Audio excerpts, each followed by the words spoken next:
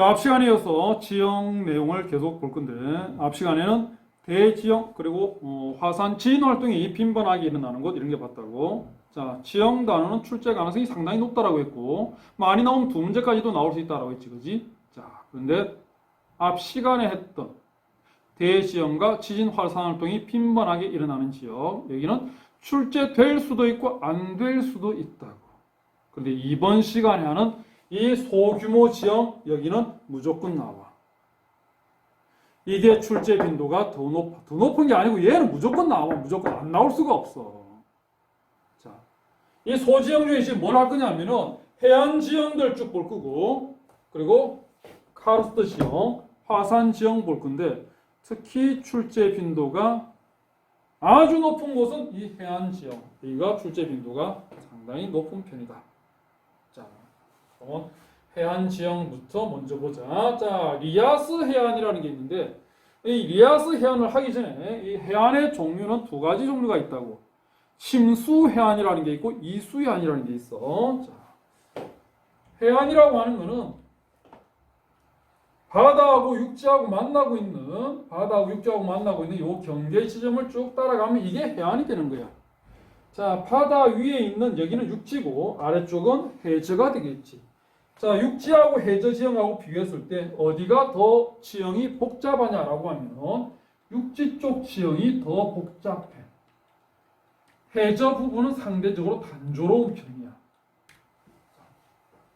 바닷물이 항상 이 지점에 있는 게 아니고 빙하기와 간빙기를 거치면서 바닷물은 오르락내리락 그리고 있다고. 빙하기가 되어서 바닷물은 밑에서 출렁이고 있겠지. 그러면 이쪽을 쭉 따라가면 이게 해안이 될 텐데, 이 해안은 과거 단조로웠던 해저였던 곳이야. 그럼 해안선도 단조로워진다. 자, 거기에 비해서 간빙기가 되었어. 그럼 바닷물이 올라왔지. 자, 그럼 여기가 해안이 될 텐데, 이 부분은 과거 복잡했던 육지 부분이 되고 있지.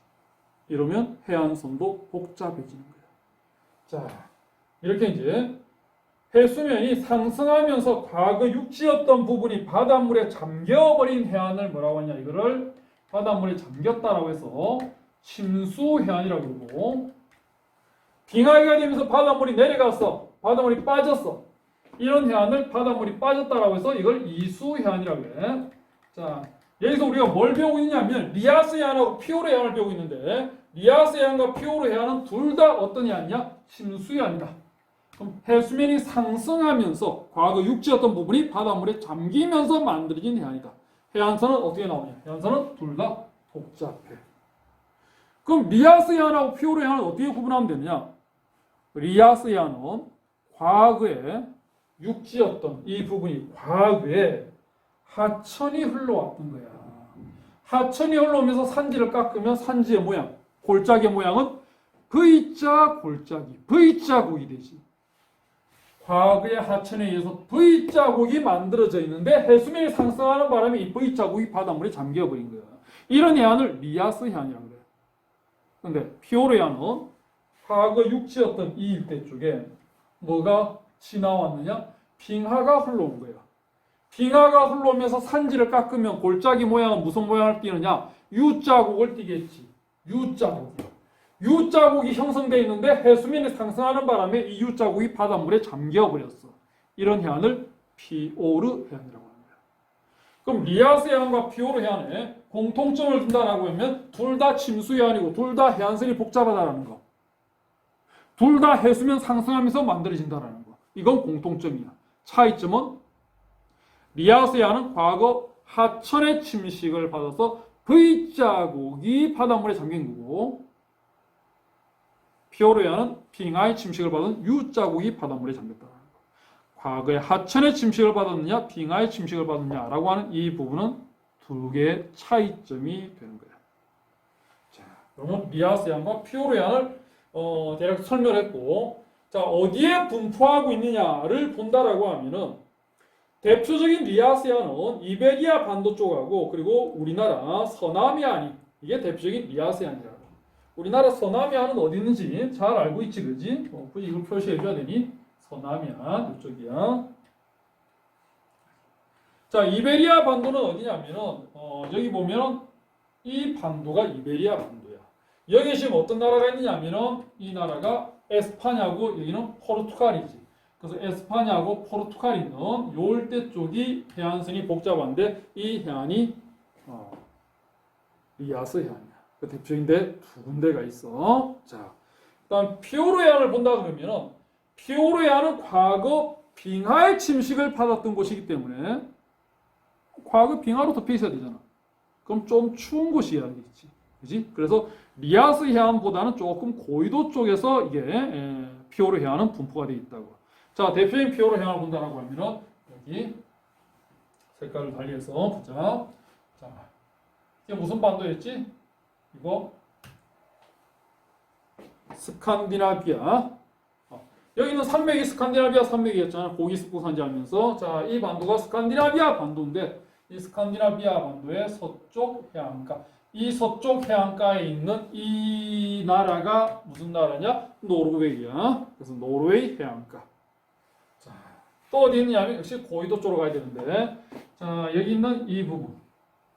여기가 물론 뭐 이 일대 미국 영토도 일부 있어. 그런데 보면 캐나다로 보면 되겠지. 그래서 캐나다의 서부 해안가.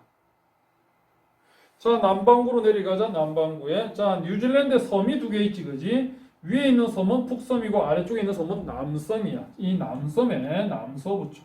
어쨌든 뉴질랜드의 남섬 쪽에서 나오고 있다. 참고로 뉴질랜드 북섬, 남섬의 별명이 각각 어떤 별명을 지니고 있느냐면 북섬은 불의 섬이라는 별명을 지니고 있고 남섬은 얼음의 섬이라는 별명을 지니고 있다고. 북쪽 섬을 왜 불의 섬이라고 하느냐? 화산 지형이 발달되어 있거든. 그래서 불의 섬이라고 부르는 거야. 남섬은 왜 얼음의 섬이라고 하느냐? 남섬은 빙하 지형이 발달되어 있거든. 그래서 남섬은 얼음의 섬이다 라고 부르는 거야. 자, 그리고 여기 이쪽 태평양 해안을 끼고 있는 이 길쭉한 이 나라가 칠레가 되겠지. 자, 칠레의 남쪽 해안가. 자, 여기가 대표적인 피오르 해안이 나오는 곳이야. 됐니? 자, 그럼 다시 본문 내용으로 들어가자. 자, 그럼 리아스 해안하고 피오르 해안을 했고, 자, 그다음에 갯벌. 자, 갯벌은 밀물, 썰물, 조수 간만의 차. 자, 밀물 때는 바닷물이 육지 쪽으로 밀려오고, 썰물 때는 바다 쪽으로 빠지겠지. 이런 밀물, 썰물, 조차에 의해서 바닷물이 흘러가는 이 바닷물의 흐름을 조류라고 한다고. 이 조류에 의해 가지고 각종 점토질이 해안가 쪽에 퇴적되어 있는 이 지형을 갯벌이라고 하는 거야. 그래서 갯벌은 어디에 발달하느냐? 조차가 큰 해안가에 발달하지. 조차가 큰 해안가. 조차가 클수록 바닷물의 흐름은 더 강하겠지. 조류가 더 강하거든. 조류의 영향을 더 많이 받거든. 자, 그래서 갯벌은 조류의 퇴적작용으로 밀물, 썰물, 조류의 퇴적작용으로 형성되는 이 지형이 갯벌이다.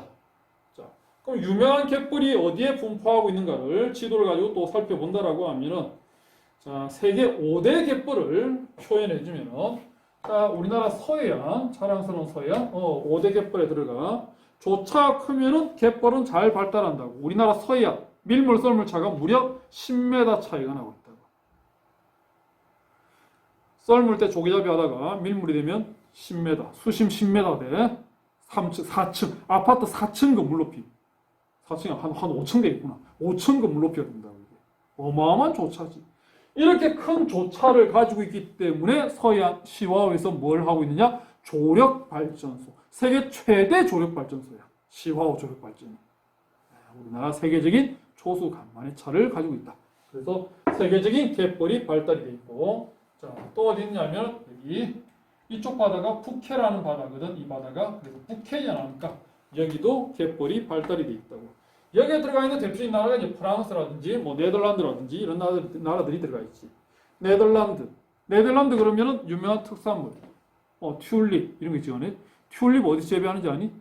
갯벌 간척함, 그 간척 사업한 곳에서 튤립을 재배한다고. 또 튤립 그러면은 튤립이래. 네덜란드 그러면은 또 네덜란드의 명물이 있잖아. 네덜란드의 명물. 풍차가 있지. 풍차 왜 돌리는지 아니? 밀물 쏘면 차가 크거든. 밀물 때 바닷물이 막 거의 다 들어와 버려 이게. 그래서 이 바닷물을 빼내려고 풍차를 돌리고 있는 거야 이게. 자, 우리나라 시화호가 세계 최대 조력 발전소였어. 한 10년 전에 건설되었거든. 시화호 조력 발전이 건설되기 이전에 세계 최대 조력 발전소는 누가 가지고 있었냐? 프랑스가 가지고 있었다. 프랑스가. 역시 일대 쪽도 조차가 상당히 크기 때문에 대규모 갯벌이 발달이 되어 있다. 자, 그다음에 또 자, 브라질 쪽에 여기 무슨 강이 흘러오고 있니? 아마존 강이 흘러오고 있지.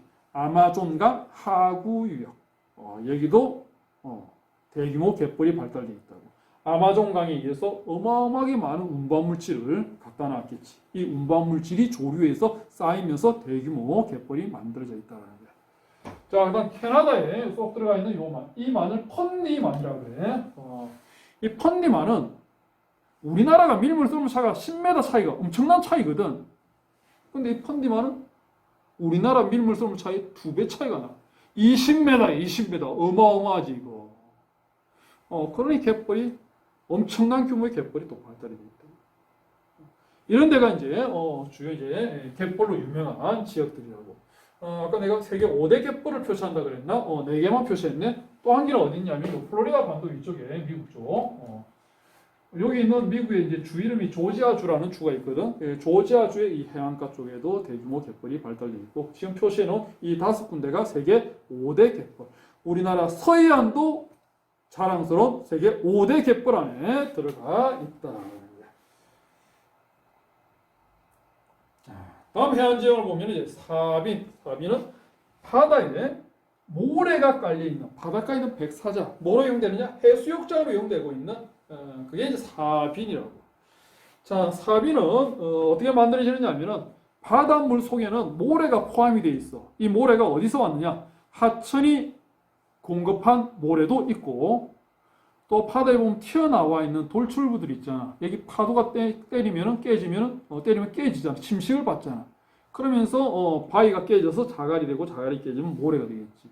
자, 하천에서 공급된 모래라든지 또는 이런 튀어나와 있는 돌출부가 파도의 침식을 받아서 만들어진 모래라든지 이런 모래들이 바닷물 속에 포함되어 있는데 이 모래를 파도가 해안가 쪽으로 밀어붙이는 거야. 그래서 파도의 퇴적작용이야.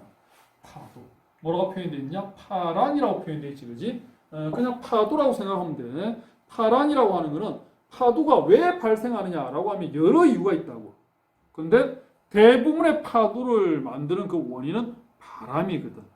바람 때문에 만들어진 파도를 파랑이라고 해. 그러니까 파도라고 생각하면 돼.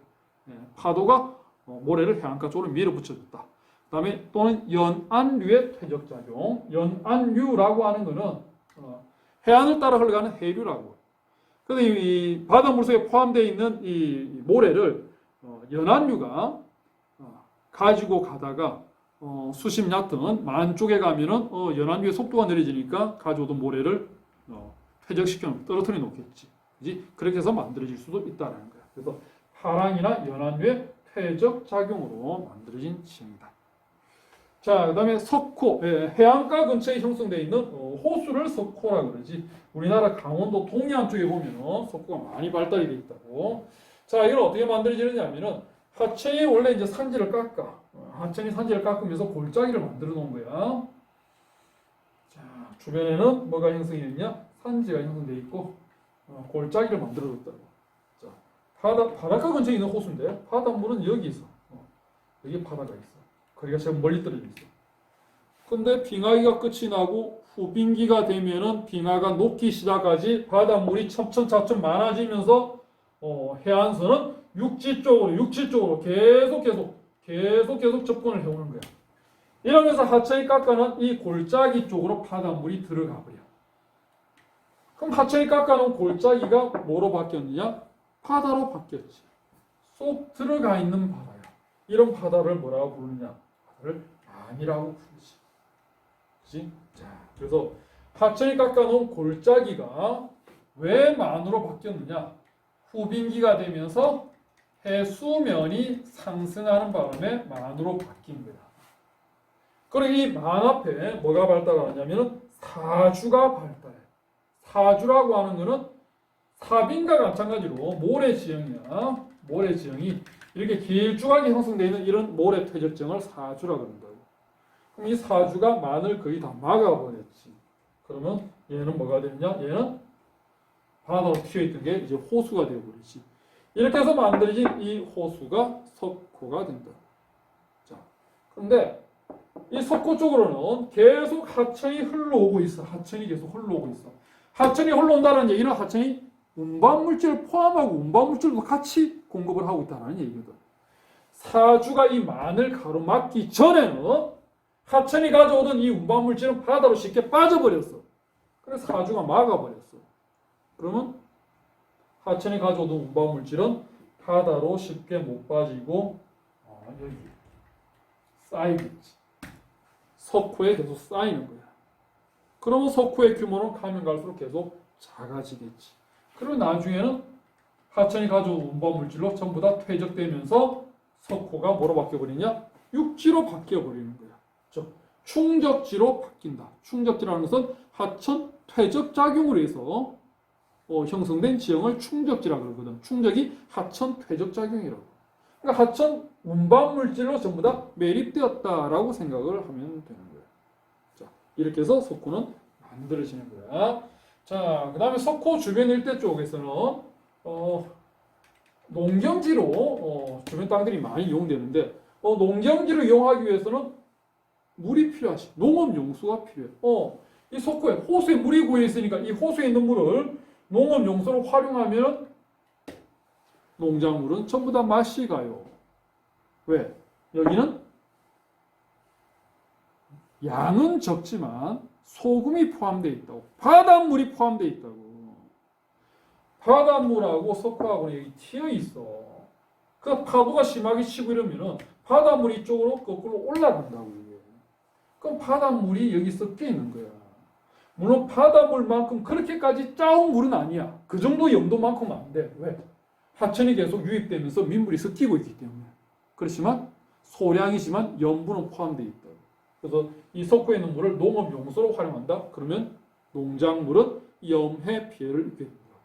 그래서 석호에 있는 물은 농업용수로 활용할 수가 없다. 정리하면은 하천이 깎아놓은 골짜기였는데 후빙기 때 해수면이 상승한다 그랬지. 후빙기 해수면 상승으로 이 골짜기가 바다 만으로 바뀌고 이 만 앞에 사주가 발달하면서 만을 막았어요. 그러면 석호가 되겠지. 근데 이 석호는 하천이 운반물질을 계속 가져오고 있기 때문에 운반물질 때문에 계속 석호에 퇴적이 되다가 석호는 결국은 충적지로 사라지게 된다. 그리고 바닷물이 포함되어 있기 때문에 소금이 포함되어 있어 농업용수로 활용할 수 없다라는 거. 자, 그다음 해안 단구. 단구라고 하는 것은 계단 모양의 지형. 계단 모양의 구름. 이게 단구라고. 계단 모양의 지형이야. 바닷가 쪽에 있는 계단 모양의 지형. 이게 해안 단구라고. 자, 어떻게 해서 만들어지는지 보면은 자, 단면도로 봐줄게. 바닷물이 여기서 출렁이고 있었다고. 자, 바닷물이 출렁이면서 파도가 계속 이 육지 쪽을 계속 깎을 거야. 침식을 시킬 거야. 그러면 이 부분이 깎이면서 어떻게 되냐? 평탄해질 거야. 그리고 윗부분은 떨어져 나가버리겠지. 파도의 침식으로 만들어진 평탄한 여기를 뭐라고 하느냐? 여기를 파식대라고 해. 파식대라고 한다. 자, 그 다음에 위쪽 부분은 떨어져 나가면서 해안 절벽, 급경사의 절벽이 만들어졌는데 이 급경사의 절벽을 뭐라고 하느냐? 해식애라고 한다고. 애는 절벽 애자야, 한자로. 자, 이렇게 파식대하고 해식애를 파도가 침식을 시키면서 만들었다고. 그런데 바닷물이 항상 여기 있는 것이 아니고 빙하기가 되면 바닷물은 어디서 출렁이냐? 밑에서 출렁이지. 빙하기가 되면. 그럼 이제 파도의 침식을 받는 곳은 어디가 되느냐? 이 부분이 되겠지. 얘가 계속 깎이면서 평탄해지겠지. 파식대가 만들어지는 거야. 윗부분은 떨어져 나가겠지. 해식애가 만들어지겠지. 그러면 과거에 바닷물이 위에 있을 때 이 파식대, 부파식대, 그리고 지금 현재 해식에 뭐가 되어 있니? 바다 근처에 계단 모양의 지형이 되어 있지. 이게 해안 당구라고. 그러면 해수면이 하강할 때, 빙하기 때 해수면이 하강하면서 만들어지는 지형이 되겠지.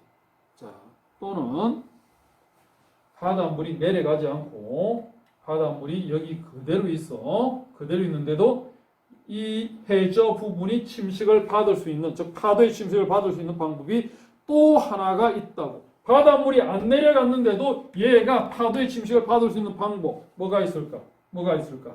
얘가 이만큼 땅이 융기해도 되겠지. 그러더라도 결과는 마찬가지겠지. 그지?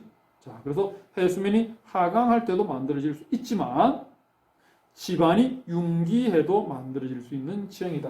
자, 그래서 해안 당구는 지반이 융기하거나 또는 해수면이 하강할 때 만들어지는 지형. 이게 해안 당구. 바닷가 근처에 있는 계단 모양의 지형이다라는 거야.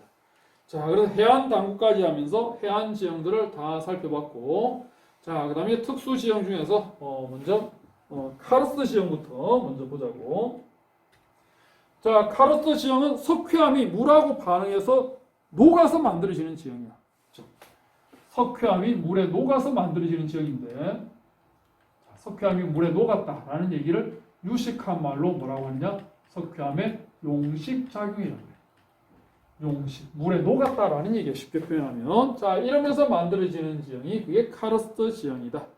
자, 이 카르스트 지형으로서 석회와 당구, 탑카르스트, 카렌 이런 지형들이 나오고 있는데, 석회와 당구, 또 당군의 계단 모양이 그런 계단 모양의 지형이네. 석회암의 용식작용에 의해서 만들어진 계단 모양의 지형. 이게 석회와 당구라고. 자, 석회암에 의해서 물에 녹아버렸어. 석회암이.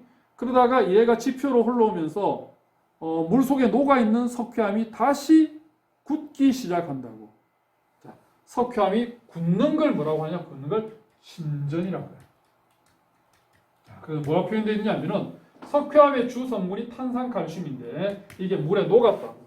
용해가 돼 있었어. 근데 석회암이 녹아있는 물이 다시 침전되면서 포함되어 있는 탄산칼슘이 다시 굳기 시작하면서 만들어진 지형. 근데 어떤 형태로 굳었느냐? 계단 모양으로 굳었다라는 거지. 그래서 요거는 이제 니네들이 좀 상상하기 어려울 것 같아서 자료를 한번 보여줄게. 어떻게 생겼냐면 자, 이렇게 생겼어. 이 흰 색깔 이게 석회암이야. 석회암. 그리고 여기 이제 물이 있지, 그지? 여기 이제 터키의 파무칼레라는 동네, 그 경관이거든. 터키의 파무칼레 같은 경우에 이 나오는 물이 지하수가 온천수가 나와. 따뜻한 물이 흘러나오거든. 그럼 이 석회암이 이제 따뜻한 물이고 훨씬 더 반응이 잘 일어날 거야. 근데 계단 모양으로 이 석회암이 굳어버린 거지. 경관이 상당히 괜찮지, 그지? 그리고 옛날에는 뭐 높은 이제 관리들이 뭐 왕이라든지 뭐 이런 저기 좀 높으신 분들이 온천이니까 여기 이제 몸을 담그고 이제 목욕도 하고 뭐 휴식도 취하고 그랬다더라고.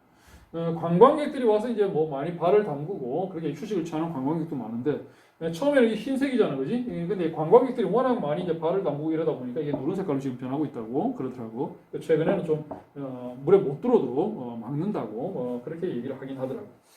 자, 이게 이제 석회암이 물에 녹아 있는 그 석회암이 다시 굳으면서 만들어지는 계단 모양의 형태의 지형이 되고 있다.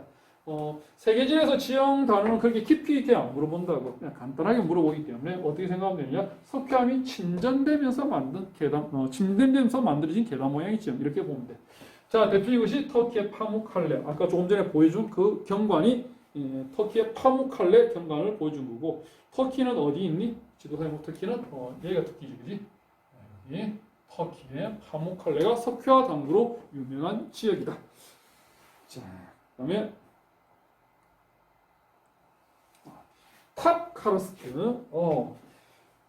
석회암의 용식작용에 의해서 만들어졌는데 탑 모양을 하고 있어. 아주 웅장한 탑 모양을 하고 있는 그런 카르스트 지형을 탑카르스트 지형이라고 해요. 어떻게 있냐? 이렇게 아주 웅장한 급경사에 봉우리들이 군데군데 형성되어 있다. 얘네들이 주로 이제 물가에 많이 형성되어 있어. 하천이나 바닷가나 이런 데 많이 형성되어 있다고. 자, 얘는 석회암이 녹긴 녹았는데 어떻게 녹았느냐면 이 부분들은 석회암이 많이 녹아버린 거고 이쪽은 상대적으로 좀 적게 녹은 거라고. 그래서 여기는 많이 녹이고 여기는 적게 녹였다. 이걸 뭐라고 하느냐? 녹이는 걸 용식이라 그래. 여기는 많이 녹이고 여기는 적게 녹였다. 차별 용식이야. 차별 용식. 자, 그래서 석회암의 차별 용식에 의해서 만들어진 지형이다. 또는 얘네들이 바닷가나 또는 하천가에 주로 형성되어 있기 때문에 파도라든지 또는 하천에 의해서 침식을 받는데 역시 얘는 침식에 살아남아 있는 거야. 다른 데는 다 깎였지만 역시 차별 침식이지. 그래서 석회암의 차별적 용식 또는 차별 침식에 의해서 만들어진 그 지형이 이 탑카르스트 지형이다라는 거예요. 역시 조금 생소할 수도 있으니까 경관의 모습을 이제 보여준다라고 하면은 어떻게 생겼냐면은 이렇게 생겨 있어. 이렇게. 웅장하지? 예, 이게 이제 중국 꾸이린이라는 곳에서 우리말로 하면 계림이라는 곳인데 아주 급경사 산지들이 군데군데 형성돼 있지, 그지? 여기 이제 하천이 흘러오고 있는 거야. 자, 이렇게 생겨 있는 이런 지형이 탑카르스트 지형이다. 라는 거야. 자, 대표적인 탑카르스트 지형은 조금 전에 보여준 중국의 계림, 그리고 이제 니네들도 잘 알 거야. 베트남의 하롱베이, 그건 이제 바닷가 쪽이거든. 그래서 베트남 여기가 이제 베트남이잖아, 그지? 베트남의 이제 북부지방 여기가 하롱베이가 있고, 그다음에 중국의 남쪽 지역 여기가 꾸이린, 우리말로 계림이야. 그래서 어쨌든 중국하고 베트남하고의 국경선 일대 이쪽이 탑카르스트 지형이 발달되어 있는 대표적인 지역이다라고 보면 된다. 자, 그다음 카렌이라고 하는 지형, 이건 뭐냐면은 석회암이 물에 녹아가지고 울퉁불퉁하게 울퉁불퉁한 이런 형태이지. 석회암 용식되고 남은 그 석회암이 형성이 되어 있겠지. 근데 석회암 지대도 석회암이 풍화를 받으면서 토양이 만들어진다고. 일종의 석회암 풍화토라는 토양이 만들어지는데 원어로 얘기하자면 테라로사라고 하는, 우리말로 순화시키면 석회암 풍화토야. 석회암 풍화토가 여기에 덮여 있는 거예요. 그리고 안쪽에는 이제 석회암이 용식받아가지고 쭉 돼 있는데, 이 석회암 풍화토가 전부 다 싹 다 제거되어 버리면은 석회암이 용식받은 석회암이 지표로 그대로 노출이 되겠지. 이런 형태의 지형을 뭐라고 하냐? 이걸 카렌이라고 그런다고. 그래서 석회암층을 덮고 있던 토양층이 제거되면서 석회암이 그대로 지표로 노출되어 있는 이런 걸 카렌이라고 그런다. 이것도 역시 좀 생소하기 때문에 사진의 모습을 보여준다라고 하면은 아주 지표면 아주 거칠게 걸어다니기 힘들게 생겨 있는 얘네들이 전부 다 석회암이 녹고 남은 그 찌꺼기, 석회암이 용식되고 남은 그 석회암들, 이게 토양층이 제거되면서 지표로 그대로 드러나 있는 것이. 그래서 걸어다니기가 상당히 힘들어 보이는 이런 걸 카렌이라고 한다. 자, 이 카렌으로 유명한 곳은 어디냐면은 마다가스카르 쪽이 유명하다. 마다가스카르는 아프리카 옆에 있는 요 섬나라, 얘가 마다가스카르인지 이쪽이 카렌이라는 지형으로 유명한 동네다. 자, 그럼 카르스트 지형 정리를 했고, 그 다음에 이제 화산 지형을 본다라고 하면은 일단 용암도움이라는 게 있는데, 용암도움이라고 하는 거는 급경사의 화산체를 얘기한다. 화산인데 아주 급경사 형태로 되어 있는 화산. 자, 어떻게 해서 만들어지느냐 하면 유문암질 용암이 분출되었다라고 되는데, 용암 중에는 끈적끈적거리는 용암도 있고, 끈적끈적거린다라는 얘기는 점성이 강하다라는 얘기야. 잘 안 흘러내리가겠지, 끈적끈적거리니까. 점성이 약하고 쉽게 흘러내려가는 용암도 있다고. 자, 유문암질 용암이라고 하는 것은 아주 끈적끈적거리는, 즉 점성이 강한 용암이야. 점성이 강해요. 그럼 마그마가 그지 땅속에서 이제 분출했는데 점성이 강한 유문암질 용암이 분출한 거야. 그럼 끈적끈적거리다 보니까 얘가 안 흘러내려가, 못 흘러내려가는 거야. 그 분출된 주변에 전부 다 쌓여버리겠지. 그래서 나중에 굳어버리면 이런 급경사에 화산체가 만들어지는데, 이걸 용암도움이라고 해요. 한국지리를 한 친구들은 뭐라고 한국지리에서 얘기하느냐면 종상화산이라고 그래. 종상화산.